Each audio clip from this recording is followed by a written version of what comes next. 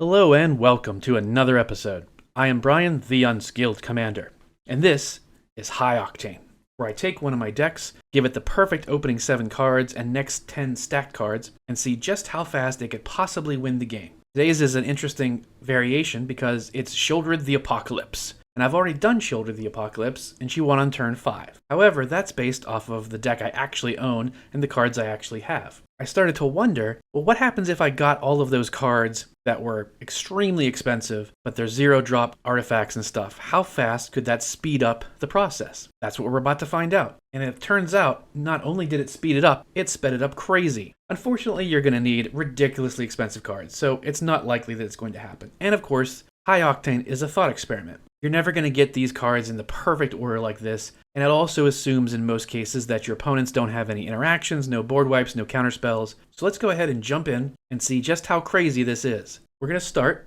by playing a swamp, tapping that for a Dark Ritual. Dark Ritual adds 3 black mana to your mana pool. We're going to use one of those mana to cast Soul Ring. We're then going to tap the Soul Ring and use the last 2 black mana to cast Sheoldred the Apocalypse for 4 mana. 4/5 with Death Touch that says whenever you draw a card, you gain 2 life. And more importantly, when an opponent draws a card, they lose 2 life. Now here's where the experimental deck gets crazy expensive. We're going to go ahead and drop a Mana Crypt, a Mox Opal, and a Mox Amber, all on turn 1. Mana Crypt says at the beginning of your upkeep, you flip a coin. If you lose the flip, Mana Crypt deals 3 damage to you.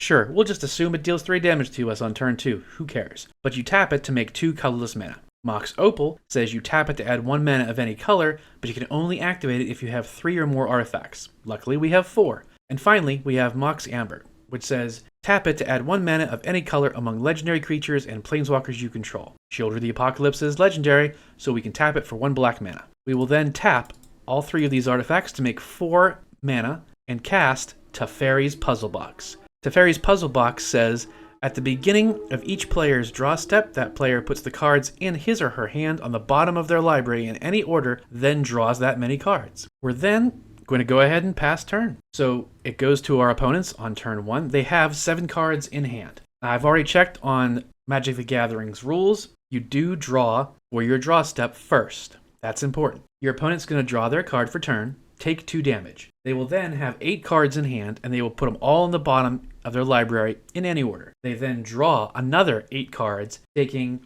16 more damage, for a total of 18 damage on turn 1. Your opponents all now have 22 life. It comes back around to you. You're going to draw your card for turn, but of course, Teferi's Puzzle Box does affect you as well. So you now have 2 cards in hand. You put those on the bottom in any order, and then you draw 2 more cards. But like I said, we stacked this out as best we could all the way up through the first 10 cards, so it doesn't matter. We have the one and only card we need. We go ahead and tap for 3 black mana and cast Underworld Dreams.